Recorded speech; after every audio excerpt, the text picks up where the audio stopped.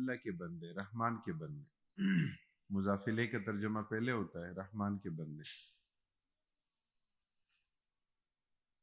تو جو عبدیت ہے یہ بڑا اعلیٰ و عرفہ مقام اور مرتبہ ہے، اور اس میں اسلام کا وہ فلسفہ ہے کہ من تواضع للہ رفعہ اللہ، جو اللہ تعالیٰ کے لیے عاجزی اختیار کرتا ہے اللہ تعالیٰ اسے بلند کر دیتے ہیں، اور جو خود بڑا بننا چاہتا ہے اللہ تعالیٰ اسے ذلیل و رسوا کر دیتے ہیں۔ اللہ تعالیٰ فرماتے ہیں الکبر ردائی، تکبر میری چادر ہے، اور جو میری چادر مجھ سے چھیننا چاہتا ہے اللہ تعالیٰ اسے ذلیل و رسوا کر دیتے ہیں، اور جو عاجزی اختیار کرتا ہے، انکساری اختیار کرتا ہے اللہ تعالیٰ اسے اعلیٰ و عرفہ مقام اور مرتبہ عطا فرماتے ہیں۔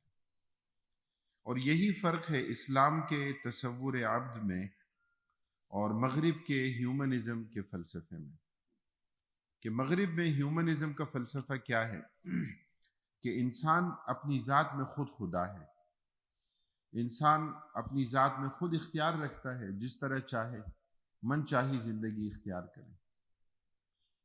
کئی لوگ اگر مل کر اپنے لیے طے کر لیں کہ ہم نے نکاح کرنا ہے تو مرد مردوں سے نکاح کریں اور عورتیں عورتوں سے نکاح کریں، تو ان کے نزدیک یہ جائز ہے، اس لیے کہ یہ انسانوں نے اپنی مرضی سے اپنے لیے قانون بنایا ہے، اس لیے کہ وہ آزاد ہیں، اس لیے کہ وہ خود مختار ہیں، اس لیے کہ وہ اپنی ذات میں خود خدا ہیں، اس لیے کہ بالادستی کا کوئی بھی تصور نہیں ہے ان کے لیے، بالادستی کا، خالق کا، مالک کا، یعنی ان کے ورلڈ ویو میں یہ کانسیپٹ آتا ہی نہیں ہے کہ انسان کی حیثیت عبد کی ہے۔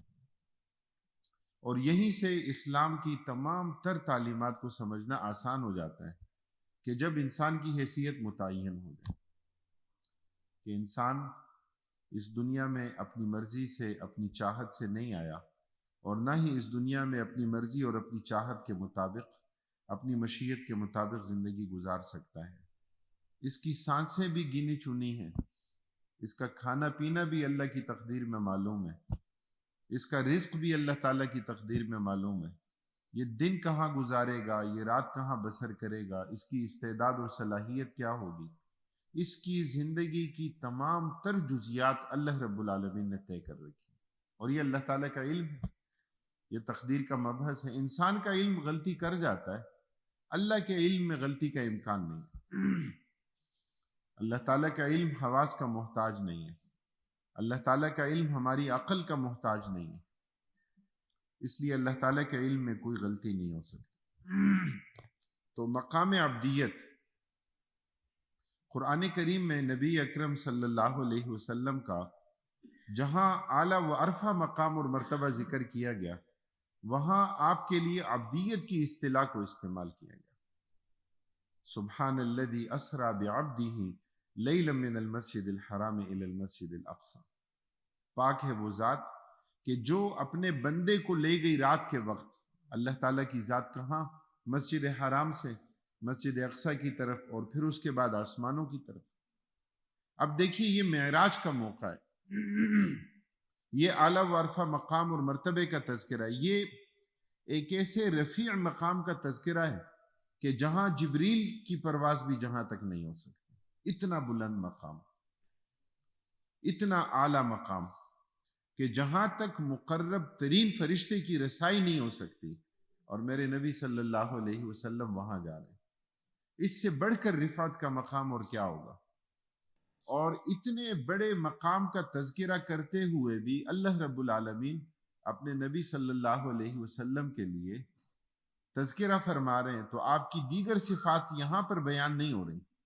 آپ کو تو مزمل بھی کہا گیا، آپ کو مدثر بھی کہا گیا، آپ صلی اللہ علیہ وسلم کو معلم بھی کہا گیا، وَيُعَلِّمُهُمُ الْكِتَابَ وَالْحِكْمَةَ إِنَّمَا بُعِثْتُ مُعَلِّمًا وَيُزَكِّيهِمْ، آپ کو مزکی بھی کہا گیا، آپ کو میدان جہاد کا سپہ سالار بھی کہا گیا، آپ کو حاکم بھی کہا گیا، إِنَّا أَنزَلْنَا إِلَيْكَ الْكِتَابَ لِتَحْكُمَ بَيْنَ النَّاسِ بِمَا أَرَاكَ اللَّهُ، آپ کو رحمان بھی، رحیم بھی، اللہ تعالیٰ کی، اللہ نے اپنے نبی صلی اللہ علیہ وسلم کی کتنی صفات بیان کی، لیکن اس مقام رفیع پر اور اس بلند اور بالا مرتبے کے لیے نبی اکرم صلی اللہ علیہ وسلم کی صفت عبدیت کو یہاں پر اجاگر کیا گیا کہ اعلیٰ ورفع مقام ہے، مرتبہ ہے، بعد از خدا بزرگ توئی قصہ مختصر، لیکن اصل جو امتیازی خصوصیت ہے تو وہ کیا ہے کہ عبد اللہ و رسولہ، کہ اللہ کے بندے،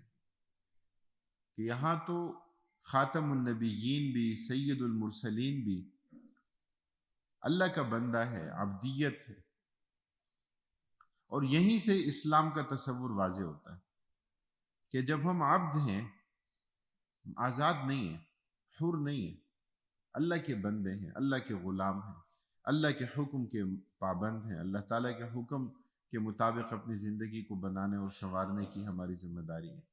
یہی ورلڈ ویو ہمیں بتاتا ہے کہ انسان کا مقام کیا ہے اور خالق کا تصور کیا ہے اور اس کائنات کی حیثیت کیا ہے۔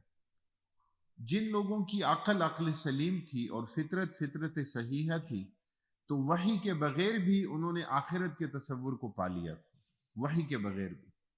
افلاطون کے بارے میں آتا ہے، سقراط کے بارے میں آتا ہے کہ افلاطون نے کہا کہ عدل اور انصاف کے لیے یہ دنیا کی یہ زندگی ناکافی ہے، دنیا کی زندگی میں کامل عدل اور انصاف نہیں ہو سکتا۔ کتنے ایسے بھید ہیں، کتنے ایسے اسرار ہیں، کتنی ایسی پوشیدہ اور مخفی باتیں ہیں کہ جو دلوں میں رہ جاتی ہیں، کہ جو ظاہری نہیں ہوتی۔ ایک شخص اگر سینکڑوں لوگوں کو قتل کر دے، اسے تو بدلے میں قصاص کے طور پر صرف ایک مرتبہ قتل کیا جا سکتا ہے، باقی آپ سزا اس کے جسم پہ نافذ کرتے رہیں، لیکن اس کی روح تو ایک ہی مرتبہ میں نکل گئی۔ دنیا کی یہ زندگی عدل اور انصاف کے لیے ناکافی ہے، کامل عدل اور کامل انصاف یہاں نہیں ہو سکتا۔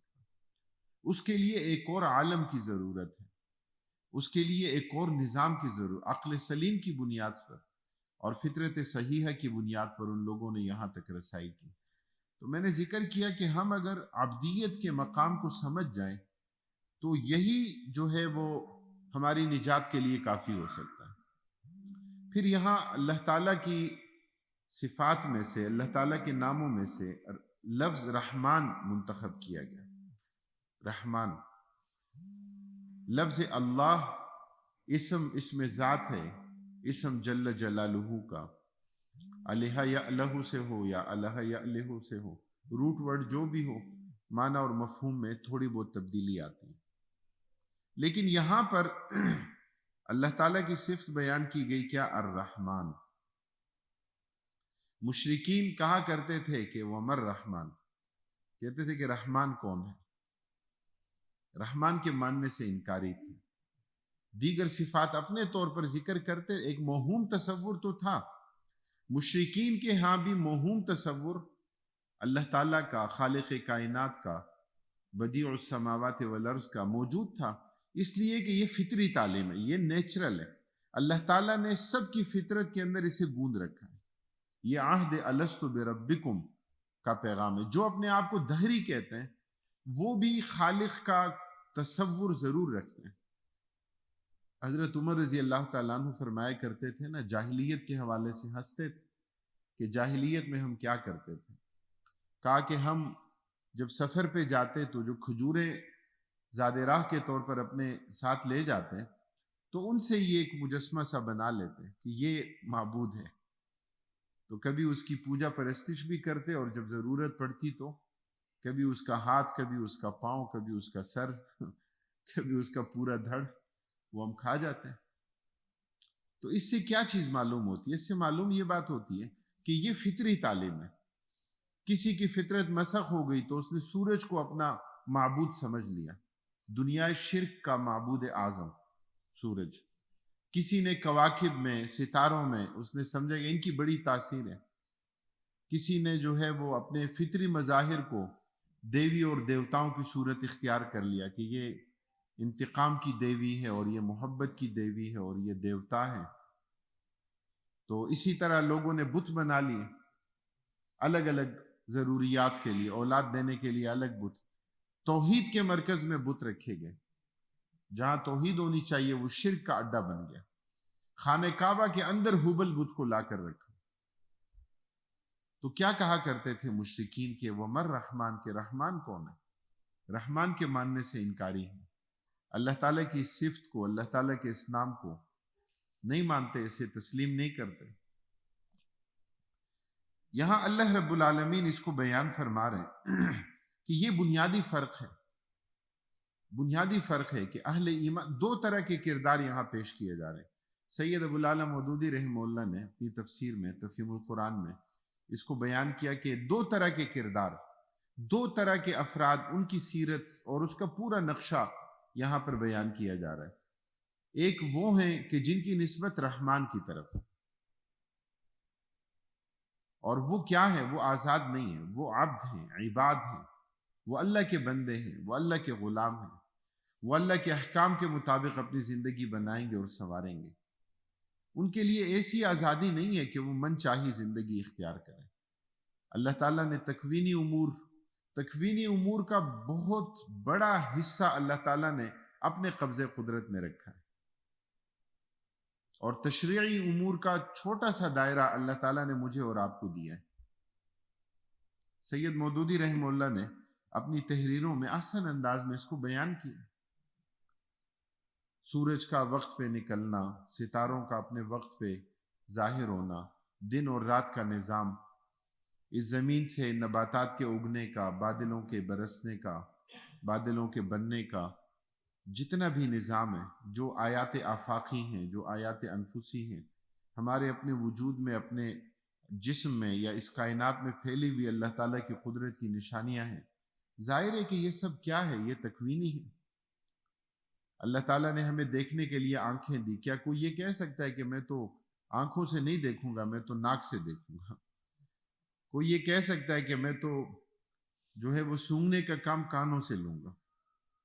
کوئی نہیں۔ اللہ نے جو نظام بنایا بھائی وہی چلے گا۔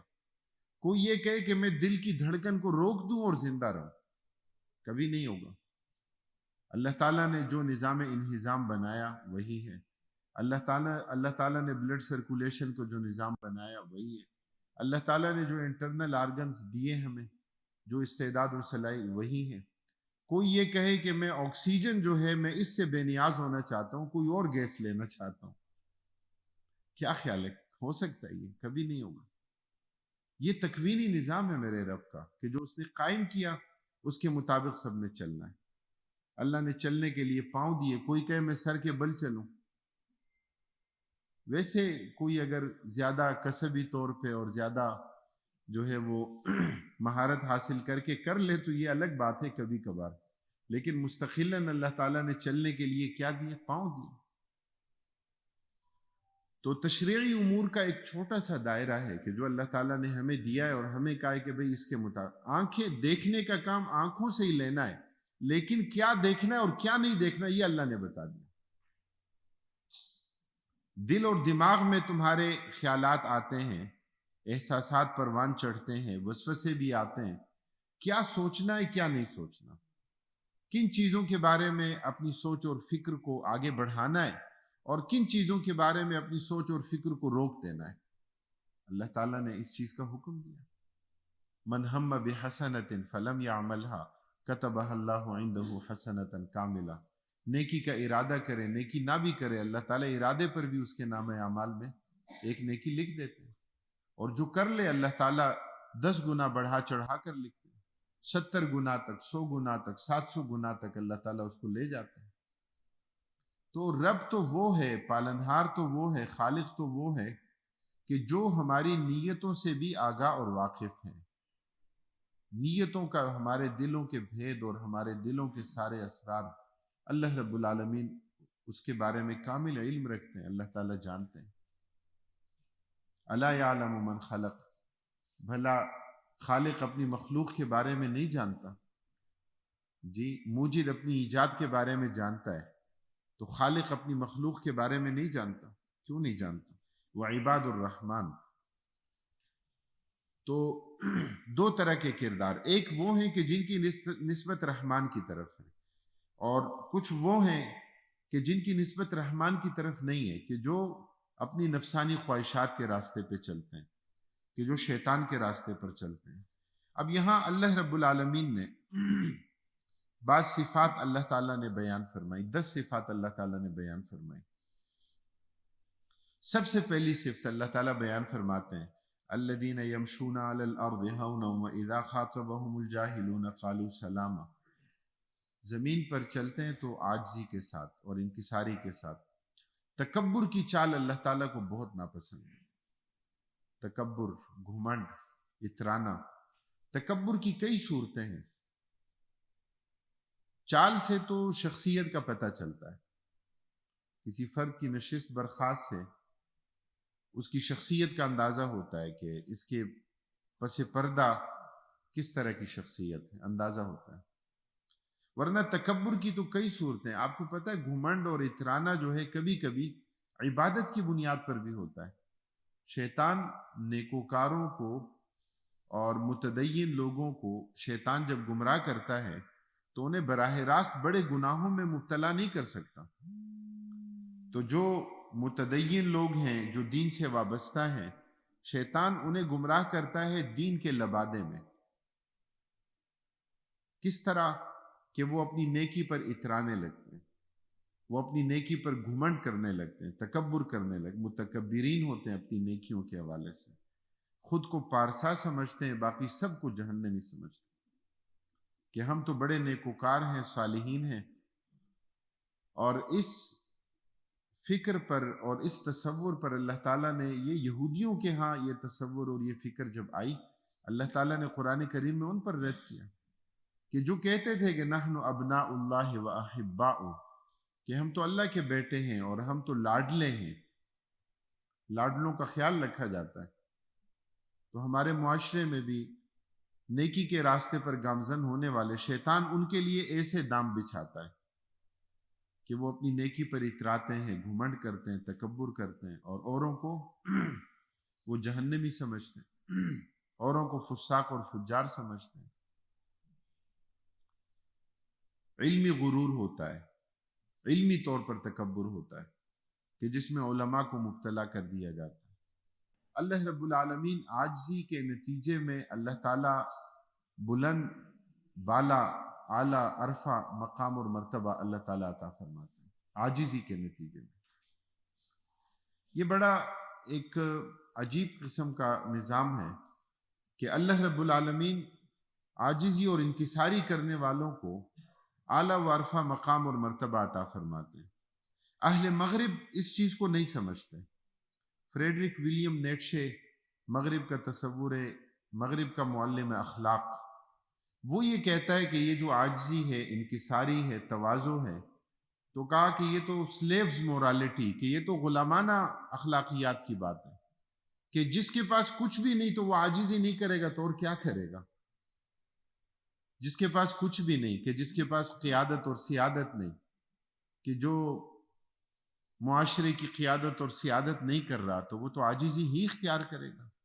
یعنی اس کو اس نے جرم ضعیفی سے تعبیر کیا کہ گویا یہ ضعیفی کے نتیجے میں، کمزوری کے نتیجے میں ایسا ہوتا ہے۔ نہیں، اسلام کا تصور اخلاق کیا ہے کہ جتنی آپ کے پاس طاقت زیادہ ہے اتنا ہی زیادہ آپ کو متواضع ہونا چاہیے، جتنے اختیارات زیادہ ہیں اتنا ہی آپ کو زیادہ انکساری کا اظہار کرنا چاہیے۔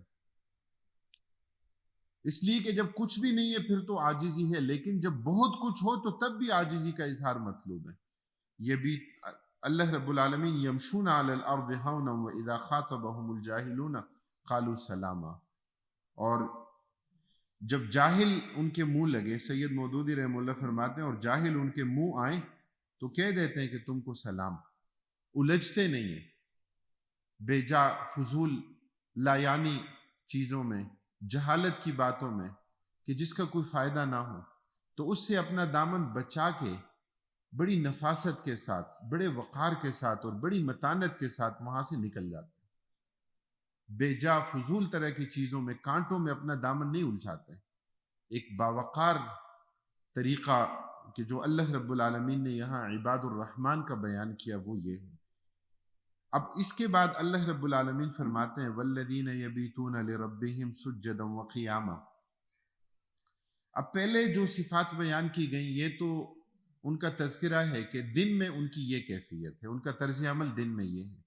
اب اس کے بعد رات کا تذکرہ ہے، والذین یبیتون لربہم سجدا وقیاما، فرمائے کہ ان کی راتیں اپنے رب کے حضور سجدے اور قیام کی حالت میں گزرتی ہیں، اللہ تعالیٰ کے لیے رجوع، اللہ تعالیٰ کے لیے انابت، اللہ تعالیٰ کے لیے عبادت، یہ بڑی بنیادی صفت ہے کہ جو یہاں پر بیان کی جا رہی ہے۔ اور دن کے معاملات تبھی بہتر ہو سکتے ہیں، سنور سکتے ہیں کہ جب رات میں اللہ تعالیٰ کے ساتھ گہرا تعلق ہو، تو اسی کی بنیاد پر ہر اٹھنے والا قدم وہ اللہ کی اطاعت میں یا اللہ کی معصیت اور نافرمانی میں اٹھ رہا ہے، تو اس بات کا بہتر اور صحیح اندازہ ہوتا ہے۔ اگرچہ دن میں بھی عبادت کے مواقع ہیں، لیکن رات کی عبادت کے لیے اخلاص کا تذکرہ خصوصیت کے ساتھ کیا گیا، خصوصیت کے ساتھ۔ والذین یقولون ربنا اصرف عنا عذاب جہنم ان عذابها کان غراما انہا ساءت مستقرا ومقاما۔ اب یہاں یہ کیفیت بیان کی جا رہی ہے کہ یہ نیک لوگ عبادت گزار ہیں، لیکن عبادت پر اتراتے نہیں ہیں، عبادت کا گھمنڈ اور تکبر نہیں ہے، عبادت کے ساتھ ساتھ اللہ تعالیٰ سے اخلاص اور عاجزی کے ساتھ دعائیں مانگتے ہیں، عبادت کی قبولیت کی دعائیں مانگتے ہیں، اللہ تعالیٰ کے عذاب سے نجات کی دعائیں مانگتے ہیں کہ یا الہ العالمین ہمیں جہنم کے عذاب سے بچا۔ والذین اذا انفقوا لم یسرفوا ولم یقتروا وکان بین ذلک قواما۔ ایک بڑی بنیادی صفت یہاں پر اور بیان کی جا رہی ہے، وہ انفاق ہے۔ انفاق کی یہ صفت کیا کرتی ہے کہ اس کے نتیجے میں مال کے ساتھ جو محبت ہے اور جو جمع کرنے کی ایک حرص ہے، تو وہ تدریجاً ختم ہوتی ہے انفاق کے نتیجے میں۔ حضرت امام مالک رحمہ اللہ کے بارے میں آتا ہے کہ ایک مرتبہ ایک نوجوان نے کہا کہ مجھے موت سے ڈر لگتا ہے، تو امام مالک رحمہ اللہ نے فرمایا کہ آپ کے پاس مال ہے تو ان مدات میں مال کو خرچ کر دو۔ اس نے مال خرچ کیا، پھر آیا تو کہا کہ ظاہر بات ہے چند دن لگے، تو کہا کہ حضرت اب تو میرے دل کی دنیا تبدیل ہو گئی، اب تو مرنے کو جی چاہتا ہے۔ تو امام مالک رحمہ اللہ فرماتے ہیں جس کی جہاں انویسٹمنٹ ہوتی ہے وہیں اس کا جی چاہتا ہے، جس کی انویسٹمنٹ صرف دنیا میں ہو تو موت سے تو ڈر لگتا ہے کہ سب کچھ چھوڑ کے کیسے گھر اتنا خوبصورت بہترین بنایا ہے، تو یہ تصور کہ اچھا میں اس گھر میں نہ ہوں، میں قبر میں رات گزاروں، یہ کیسے ہوگا؟ اتنا بہترین بزنس کھڑا کیا، کاروبار اٹھایا، ایسا دن بھی آئے کہ میں نہ ہوں اور میرے ورثاء ہوں اور ان کے بھی آپس میں لڑائی جھگڑے ہوں اور میں قبر کی اندھیری رات ہو میری۔ اور جس کی انویسٹمنٹ آخرت میں بھی ہو تو اس کے لیے موت وہ رحلہ ہے، اس کے لیے موت وہ وصال ہے، موت انتقال ہے، من عالم الی عالم، ایک عالم سے دوسرے عالم، عالم الدنیا سے عالم برزخ اور عالم الاخرہ کی طرف اس نے انتقال کرنا۔ یہ ایک ٹریولنگ کا ایک سلسلہ ہے، سفر ہے اس کا۔ تو امام مالک رحمہ اللہ نے فرمایا کہ جہاں جس کی جمع پونجی ہوتی ہے تو وہیں اس کا دل لگتا ہے۔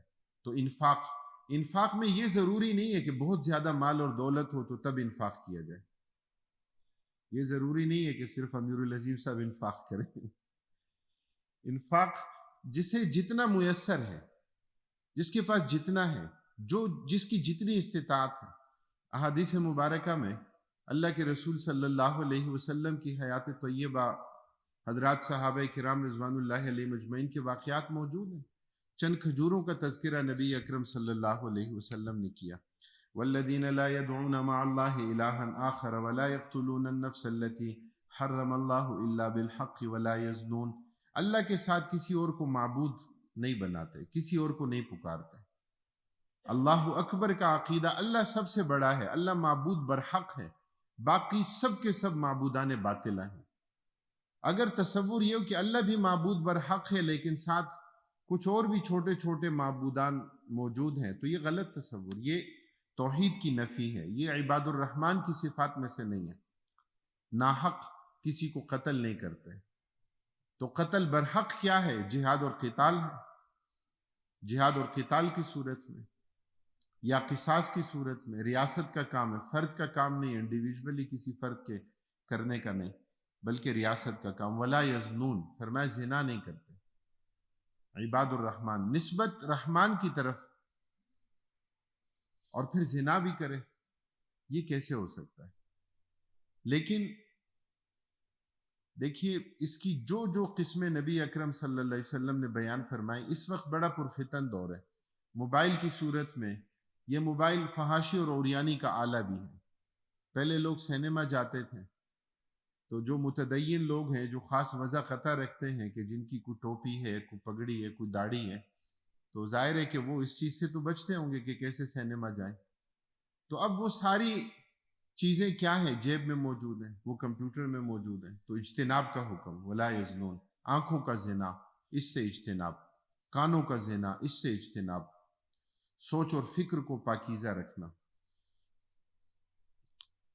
اسی طرح اللہ رب العالمین یہاں صفات میں اللہ تعالیٰ بیان فرماتے ہیں والذین لا یشہدون الزور، جھوٹی گواہی نہیں دیتے، جھوٹ سے بچتے۔ اللہ کے رسول صلی اللہ علیہ وسلم نے فرمایا کہ مومن سے گناہ سرزد ہو سکتے ہیں، ہاں جھوٹا نہیں ہو سکتا، یعنی اور گناہوں کی تلافی کی صورت نکل آتی ہے، لیکن جھوٹا ہونا یہ تو ایک ایسا کردار ہے کہ جس کے نتیجے میں اس کا پورا کردار مسخ ہو گیا، وہ قابل اعتماد نہیں رہا، اس پر اعتماد ہی نہیں ہو سکتا۔ تو جھوٹ نہیں بولتے، جھوٹی گواہی نہیں دیتے۔ وَإِذَا مَرُّوا بِاللَّغْوِ مَرُّوا كِرَامًا، وقار، متانت، نفاست ان کے اندر موجود ہوتی ہے۔ پہلے بھی تذکرہ ہوا وَإِذَا خَاطَبَهُمُ الْجَاهِلُونَ قَالُوا سَلَامًا، فرمایا وَالَّذِينَ إِذَا ذُكِّرُوا بِآيَاتِ رَبِّهِمْ لَمْ يَخِرُّوا عَلَيْهَا صُمًّا وَعُمْيَانًا، نصیحت کی جاتی ہے تو نصیحت کو قبول کرتے ہیں۔ ایسا نہیں کہ نصیحت کرنے والے سے کہیں کہ مجھے آپ سے زیادہ بہتر پتہ ہے، میں آپ سے زیادہ اچھے طریقے سے جانتا ہوں۔ حضرات صحابہ کرام رضوان اللہ علیہ مجمعین کا معمول تھا، کوئی اگر کہہ دیتے نا اتق اللہ، یہ بہت بڑی بات ہوتی ہے، اتق اللہ، اللہ سے ڈرو، فوراً اپنی ذات کی طرف متوجہ ہو جاتے، اتق اللہ۔ والذین یقولون ربنا هب لنا من ازواجنا وذریاتنا قرۃ اعین واجعلنا للمتقین اماما۔ اب اس کے بعد یہاں گھر والوں کے حوالے سے، بیویوں کے حوالے سے، اولاد کے حوالے سے دعا کا تذکرہ ہے، یعنی وہ اپنے گھر والوں کی تربیت سے بھی غافل نہیں ہوتے، اللہ تعالیٰ سے دعائیں مانگتے ہیں اور ان کی تربیت کے لیے کوشاں رہتے ہیں، اس کے لیے مسلسل ان کی کوشش رہتی ہے۔ یہ بنیادی صفات ہیں جس کے نتیجے میں اللہ رب العالمین فرما رہے ہیں کہ اس کا بدلہ کیا ملے گا۔ جو ان صفات سے متصف ہوگا وہ اللہ تعالیٰ کی جنتوں کے وارث قرار پائیں گے، انہیں جنتیں ملیں گی، انہیں اللہ تعالیٰ کی طرف سے انعام و اکرام ملے گا۔